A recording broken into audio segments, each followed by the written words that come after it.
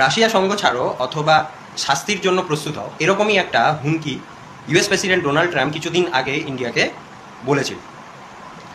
তিনি আরও বলেন যে ইন্ডিয়া যে রাশিয়ার থেকে তেল আমদানি করছে সেটা ওপেন মার্কেটে বিক্রি করে প্রচুর মুনাফা অর্জন করছে, এবং রাশিয়ার যে ইনকামটা হচ্ছে সেটার মাধ্যমে রাশিয়া একটা ওয়ার মেশিনে পরিণত হয়েছে এবং ইন্ডিয়া তাকে পরোক্ষভাবে সাহায্য করছে। এই কারণে 25% ট্যারিফ লাগু করা হচ্ছিল, ঘোষণা করা হচ্ছে।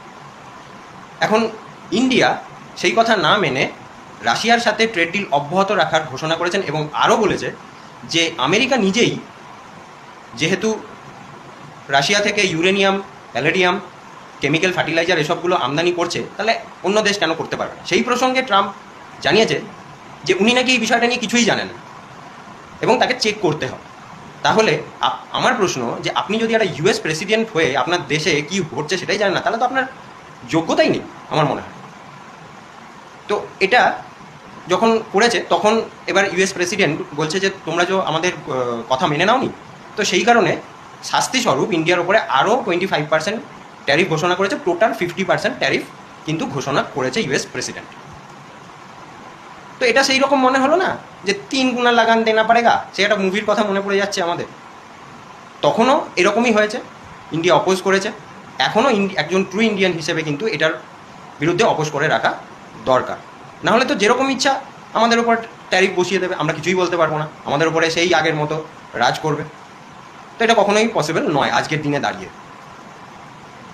প্রথমে এটা কিন্তু ঠিকঠাকই তৈরি হয়েছিল, 36.2 ট্রিলিয়ন আমেরিকার উপরে নিজেদের ডেট রয়েছে, সেটাকে রিডিউস করার জন্য এই ট্যারিফ কিন্তু ঘোষণা করেছে। কিন্তু এই আনাপ সানাপ যদি বাড়াতে থাকে সেটা তো কখনোই অ্যাকসেপ্টেবল নয়। তারপরে আবার আপনি বলছেন India is a dead economy, এরকম তো কখনোই মেনে নেওয়া যায় না। এখন এই কারণে চক্করে যদি রাশিয়ার সাথে ইন্ডিয়ার কখনোই সম্পর্ক খারাপ করা উচিত নয়। এবং এরপরে শোনা যাচ্ছে যে ইন্ডিয়া নাকি চায়নার সাথে মিট করছে আফটার 8 ইয়ার্স। আবার ব্রাজিলও ইন্ডিয়াকে সাপোর্ট করেছে। দেখা যাক তাহলে কী হয়, সেটা তো অনেক বড়সড় ব্যাপার, ওয়েট করতে হবে। এদিকে মার্কেট সম্বন্ধে, মার্কেট তো নেগেটিভ হয়ে যাচ্ছে এর চক্করে।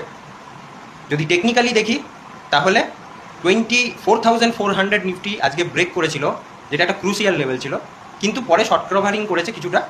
কিন্তু আমার মনে হয় যতক্ষণ না পর্যন্ত 24,800 আর 25,000 ক্রস করে দাঁড়াবে ততক্ষণ কিন্তু নতুনভাবে বুল কিন্তু মার্কেটে দেখা যাবে না।